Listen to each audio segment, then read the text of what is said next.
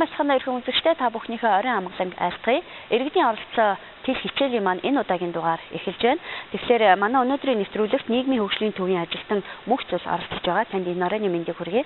Танд ч гэсэн оройн мэнд хүргэе. Тэгэхээр энэ удаа бол иргэдийн оролцоотойгоор хөгжлийг яаж бий болгох вэ гэдэг асуудлын хүрээнд нэлээд тогтож ярих юм байна. Тэгэхээр ер нь хөгжлийн талаарх үзэл баримтлал хэр өөрчлөгдөж байгаа юм бол? За тэгэхээр олон нийтийн хөгжлийн үзэл баримтлал нь ерөнхий системийн онолоос өсөлттэй гэж үздэг л дээ.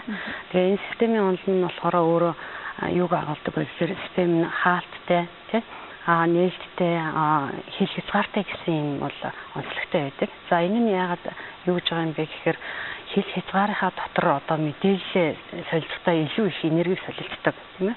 Хаалттай гэдэг нь болохоор зөвхөн тэр систем дотроо мэдээлэл дамжуулах ч юм уу тийм ээ. Тиймэрхүү онцлогтой байдаг.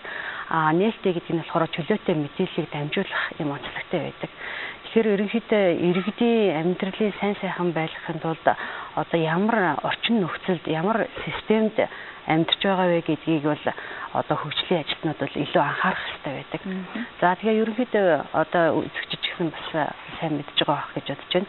Олон нийтийн хөгжлийн хандлага нь хайрцангуй бол нэлээд өөрчлөгдөж байгаа цаг хугацааны явцад. За хамгийн анх бол ерөнхийдөө олон нийтийг одоо хөгжилд хүрэхийн тулд одоо бусад улс орны тийм сайхан туршлагуудаас ч юм уу тийм ямар хөгжилтэй байна гэдгийг бол иргэддээ хүргэх ч юм уу тиймэрхүү хандлагатай байсан. Одоо ийм бид нар бол одоо өөрийнхөө улс оронд үйлдвэрлэх хувцсыг бол одоо тэгж өмсөж байгаагүй тийм ээ зөвхөн гадаадад хийсэн бэлэн тийм сайхан хөгжилтэй орны хувцсуудыг авчираад одоо өмсөх ч юм уу тийм ээ эсвэл одоо ийм хөгжилтэй байдаг юм байна гэдгийг бол үзэж харах одоо төдий байсан. Явандаа энэ олон нийтийг хөгжүүлэхэд бол энэ бол хангалтгүй юм а гэж үзээд тийм ээ хүмүүсээ ерөнхийдөө хамтраад энэ зүйлийг хийх нь хэрэгтэй юм байна.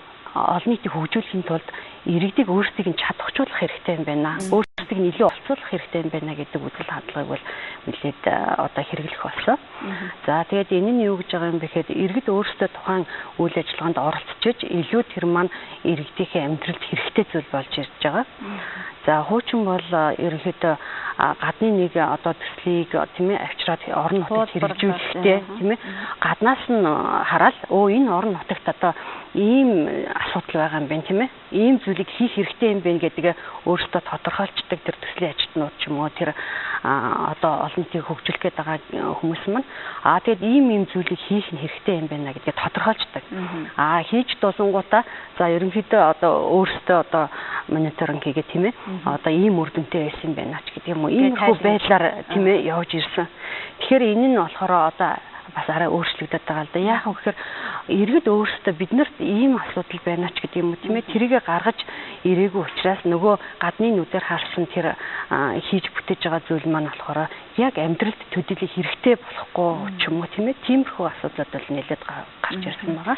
Нэг ясандаа одоо тухайн орон нутагт тулгарч байгаа бэрхшээл тэр шийдвэрлэж байгаа төслийн хүрээнд шийдвэрлэж байгаа асуудал нь тэр иргэд өөрсдөө хэрэгэлдэг өөрсдөө одоо тэрэн дээр ажилладаг учраас яг одоо ямар учир дутагдaltaй байлээ яаж энийг хийхдээ ямар аргаар хийвэл илүү одоо нөгөө жинхэнэ хэрэгжилж болох үе ашиглаж болох үе юм болох вэ гэдгийг илүү өөрсдөө мэдэрдэг учраас үр дүнтэй болдог гэж байна шүү дээ тийм ээ. Тийм. Ерөнхийдөө иргэд өөрсдөө оролцож байна гэдэг нь маань би одоо энэ одоо бидний энэ одоо гаднаас хэрэгжүүлж байгаа одоо төсөл гээл тийм ээ жишээ нь одоо энэ орон нутагт ядуурлах их байна гэж томьёолцдог тийм ээ асуудал болвол ядуурлах их байна гэж төсөл хэрэгжүүлждэг. Гэтэл яг тэр тухайн орон нутагт ядуурлах хамгийн одоо чухал асуудал биш тийм ээ эсвэл ажлын байрны асуудал чухал байсан ч гэж магадгүй тийм ээ ажлын байрны асуудал шийдэгдээд ирэхээр тэр ядуурлалын асуудал чинь давхар ингээд дагаад хэрэгжиж байдаг юм уу тиймэрхүү байж магадгүй л дээ. Гэтэл яг зөвхөр дандаа ингээд гадны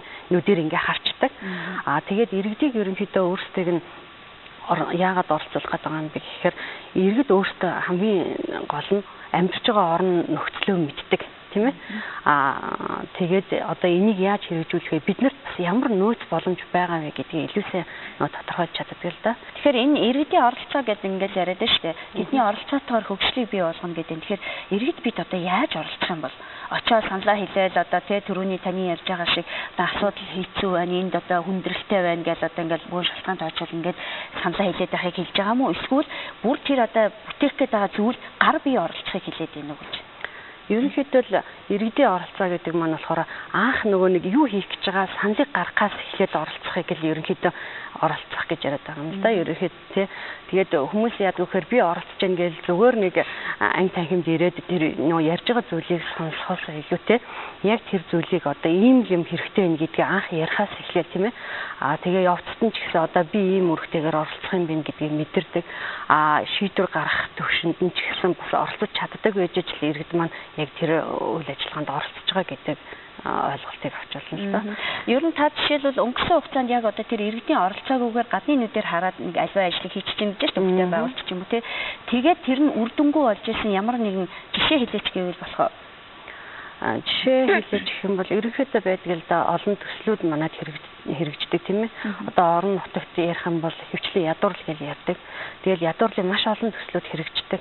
Тэгэл дараа нь үнэлгээ тайлан гээд одоо яг ингээд өнөөдрийн байдлаар ингээ харахад ядуурл ямар төвшөнд буурсан бэ гэд ингээд аваад үзэхээр бас нөө ядуурл буураагүй байна гэд ингээд хэлдэг тийм. Гэтэл хамгийн гол нь тэр орон нутгийн иргэд манай орон нутагт ядуурл байна гэдгийг гаргаж ирээгүй гадны нүднээс хараад энэ орон нутагт ядуурл байна гэж хэрэгжүүлсэн учраас нөгөө төсөл маань иргэд нөгөө төдийлөл идэвхтэй оролцохгүй байх ч юм уу тийм ээ. Надад ядуурл байна гэж үзээд тэрэндээ авч байгаа арга хэмжээ нь юу гэдгийг нөгөө бэлэн хоол хүнс тараагч гэдэг юм уу хувц тараагч юм уу гол нөгөө суур яавал ядуурлыг бууруулах вэ гэдэг юмыг нь олж хараагүй үгтэй холбоотой. Тэг ерөнхийдөө нөө өнөөдөр би тэр ярих гээд байгаа зүйл нь иргэд маань чадахчихгүй үлдээд байгаа байхгүй юу тийм ээ оролцож гэнэ гэдэг нь болохоор зүгээр л бэлэн таны сэний хэлдгээр бэлэн тараасан зүйлийг одоо би чадахгүй миний өмнөөс хүмүүс хийх ёстой гэсэн тийм нөө нэг ойлголттой болчдөг. Тэгэхээр хамгийн гол нь иргэдэг өөрсдийг нь чадахжуулаад оролцдог болгоод иргэд өөрсдөө ингээд саналаа хэлдэг тийм ээ бидэнд ийм юм хэрэгтэй байна бид хамтраад ийм юм хийх боломжтой юм байна гэдэг тийм чадахыг л бий болгохжиж нөө хүмүүс маань хөгжих гэдэг байгаа байхгүй хамгийн гол нь. Тэгээ ерөнхийдөө уламжлалт гэдээ бид нэр ярьж байгаа юм да нөө хуучин хандлага маань болохоор тийм яг тийм сэтгэхүйд нөө хүмүүсийг сургачихсан. Ерөнхийдөө нөө танд ийм хэрэгтэй байна. Одоо бид нэр энийг чинь ингээд шийдвэрлэж өгөө гэдэг зүйлээр л хандаад байдаг. Гаднаас ерөнхийдөө санааг нь өгчдөг тийм ээ. Тэгээд шинэ хандлага нь одоо яг юу хэрэгтэй яг хүмүүстэй яаж ажиллах хэрэгтэй байгаа гэхээр хөгжүүлэх хэрэгтэй байгаа вэ гэхээр тийм ээ. Тэгэхээр иргэд өөрсдөө хамтарч ярилцаа тийм ээ. Манай одоо гудамжийн орчныг сайжруулахын тулд одоо бид нар одоо ийм зүйлийг хийж болох юм байна гэдгээ бол нөө хамтраад гаргацдаг, ярилцдаг тийм л чадхад бид нар сурцлах гэдэг байгаа л да. Тэгээ ерөнхийдөө бол нөө төслийн маань тэгэхээр яг одоо энэ оролцоо саяны яг ярьсан зүйл дээр жишээлбэл тэр иргэдийн зүгээс эдийн засгийн ямар нэг одоо дэмжлэг байдаг юм уу эсвэл одоо гаргах ёстой ч гэдэг юм уу те хэдэн хувийн иргэд өөрсдөө оролцож байгаа гэдэг нь тэр одоо хөрөнгө оруулалтыг бий болгоход оруулж байгаа хувь нэмрээр нь үнэлнэ ч гэдэг юм уу шалгуур үзүүлэлтэнд нь тийм юм мэдэр жишээлбэл байх уу? Ерөнхийдөө байгаа л да. Яг доктортой амжиргаа төсөл маань хэрэгжихтэй тийм ээ. Тухайн нөгөө орон нутагт хэрэгжиж байгаа нөгөө төслийн хөрөнгийн 5-аас доошгүй хувийг нь бол иргэд өөрсдөө гаргах хэрэгтэй байдаг. Тэгээд энэ нь бол яаж байгаа юм бэ гэхээр иргэд өөрсдөө тэр нөгөө хөв хөрөнгөө оруулна гэдэг маань эргээд нөгөө хийсэн бүтээсэн зүйлдээ эргээд хяналт тавьдаг, хайрладаг тэрийг. Тэгээд юу хязгаар байхгүй хамгийн доод нь 5% бол иргэд гаргах хэрэгтэй гэсэн юм. Тэгэхээр энд нэг идэвхжүүлэлтийн ажлын тухай бас ярихгүй өнгөрч болохгүй юм шиг байна. Тэр иргэдийн идэвхийг яаж өрнүүлэх үү те? Яаж анхаарлын татах уу? Яаж тэр үйл ажиллагаанд идэвхтэй оролцох тэр хандлагыг, тэр сонирхлыг бий болгох уу гэдэг их чухал асуудал байна л та. Олон нийтийг хөгжүүлэхийн тулд зайлшгүй нөгөө идэвхжүүлэх хэрэгтэй байдаг л да. Яагаад тэгэхээр тухайн иргэд маань орон нутагт маань ямар зүйл хэрэгтэй вэ тийм ээ? Бид нар хамтраад юу хийж болох вэ гэдгийг бол хамтраад ярилцах байдаг. Энэ одоо орон нутагтай нөө бүтээн байгуулах зүйл хийхин тулд тийм ээ бид нар одоо хаанаас ямар мэдээллийг авч болох вэ тийм ээ? Тэгээд энэ талаар бол идэвхжүүлэх үйл ажиллагаа бол манайх явуулдаг. Орон нутагт ерөнхийдөө одоо нэг сум болгонд баг болгонд идэвхжүүлэгч ажиллаж байгаа нэг сумд 5 идэвхжүүлэгч идэвхжүүлэгч гэж ажиллаж байгаа. За хороо дүүргүүдэд бас ажиллаж байгаа нийт одоо улсын хэмжээнд бол нэг 2000-аад тийм идэвхжүүлэгч бол ажиллаж байгаа. Тэгээ эдгээр идэвхжүүлэгч нар маань болохоор тэр хүмүүс дээр очиад ямар зүйлийг одоо та нар хийж болох юм. Чинь бид нар яг орон нутгийг олон нийтийг хөгжүүлэхийн тулд төсөл хэрэгжүүлж байгаа. Гэтэл зарим иргэд маань болохоор яад гэхээр зөвхөн нөгөө хашаандаа сайхан ингээ хөлөмж барих ч юм уу тийм ээ. Тиймэрхүү нөгөө саналыг гаргадаг. Тэгчээ дараа нь болохоор энэ бол миний санал ингээд дэмжигдэхгүй байна гэдэг юм уу. Иймэрхүү одоо алдаа гардаг. Тэгэхээр ямар төслүүдийг бид нэр одоо хамтраад хэрэгжүүлж болох юм тийм бүлэг болж хамтраад хэрэгжүүлж болох юм. Ямар зүйлүүдийг болохгүй юм. За энэ нь хөрөнгийн ямар хэмжээтэй байх юм тийм.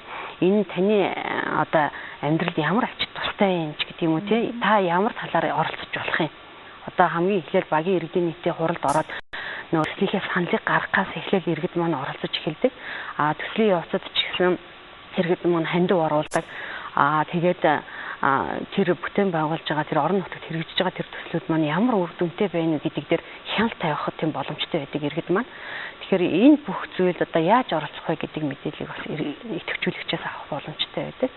Тэгээ орон нутагт одоо хэрэгжүүлж байгаа төслүүд маань зөвхөн ганц хүний санал гараад тий ганц хүн хэрэгжүүлэх тийм боломжгүй байдаг. Тэгэхээр ерөнхийдөө бас одоо яаж бүлэг болж хамтрах уу тийм ээ. Яаж одоо нөгөө хамгийн хэрэгтэй саналаа гаргахгүй ч гэдэг юм. Энэ бүх одоо ажлыг тий ойлголтыг хүмүүст өгөхөнд тулд идэвхжүүлэгч маань ажиллаж байгаа юм да. Ер нь бол нөгөө олонний хүч оломгүй дасаа бүгдээрээ хэлэлцүүл бурууг өдр гэж ярьдаг шүү дээ. Түүнтэй л утга агуулга нь бол нэг юм байна. Тийм ээ идэвхжүүлэгч хүн магадгүй тухайн орон нутгийн тэр иргэдэд ямар нэгэн санал болгож болох. Танай орон нутгийн хувьд бол ийм онцлогтой юм байна. Судалгаараа ингэж гардыг байна. Тэгэхээр энэ ажлыг ийм одоо бүтээн байгуулалтыг ч гэдэг юм уу ийм үйл ажиллагааг зохион байгуулъя. Та нар юу гэж бодож байна гэх одоо эрхтэй юу?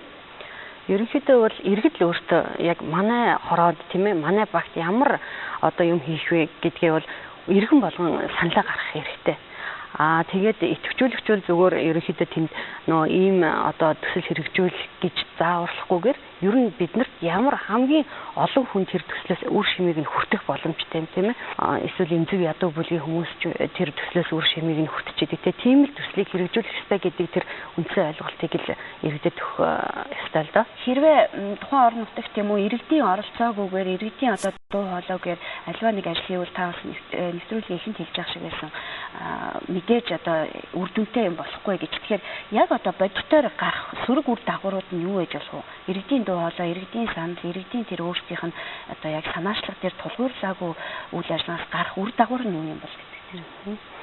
Тэгэхээр ерөнхийдөө нөгөө гаднаас нь одоо тэр орон нутгийг харах тийм ээ олон нийтэд гаднаас нь харж дүгнэж тийж төсөл хэрэгжүүлэх гэдэг хамгийн ихэнд ярьсан тийм ээ. Тэгэхээр яад гэхээр иргэдийн оролцоо бол төдийлөн сайн байдаггүй. Яагаад тэгэхээр яг тухайн хүмүүсийн хэрэгцээнд нийцсэн зүйлийг бид нэр гаргаж ирж чадахгүй бол тэр иргэдэд төдийлөн сонирхолтой биш, хэрэгтэй биш байдаг. Тэгэхээр тэр үр дүн нөө төсөл маань үр дүнгүй хэрэгжих ч юм уу. Тиймэрхүү байдалтай байдаг л да. Гэхдээ доктортой амжиргаа төслийн маань гол онцлог нь юу гэхээр зайлшгүй одоо нөгөө тэр тухайн орон нутгийн багийн хорооны иргэдийн нийтийн хурлаараа тэр өөрсдийнхөө нөгөө хэрэгтэй байгаа төслийн саналаа өөрсдөө гаргаж ирдэг. Гадны одоо хүмүүсийн ямар нэгэн төслийн ч юм уу дүүрэг хорооны ч юм уу ямар нэгэн тийм оролцоо бол энэ дээр чухал ш. Хамгийн гол нь орон нутгийн иргэд л тэр өөрсдөө хэрэгтэй гэсэн саналаа гаргаж ирч чадвал энэ төсөл маань одоо орон нутгийн иргэдийн амжиргаанд тийм амьдрал ахуйд нь хэрэгтэй тийм төсөл болдог. За баярлалаа. Ингээд манай өнөөдрийн иргэдийн оролцоо нэвтрүүлгийн тэл хичээлд оролцож тийм ээ иргэдэд бас иргэдийн оролцоотойгоор хөгжлийг хэрхэн бий болгож болох вэ гэдэг асуултаар нэгтд ярилцсан танд баярлалаа. Ажлын амжилт хүсье. За баярлалаа. За манай энэ удаагийн иргэдийн оролцоо нэвтрүүлгийн ээлж дугаар өндөрлөж байна. Дараагийн дугаараар уулзцгаая. Баяртай үзэгчдээ.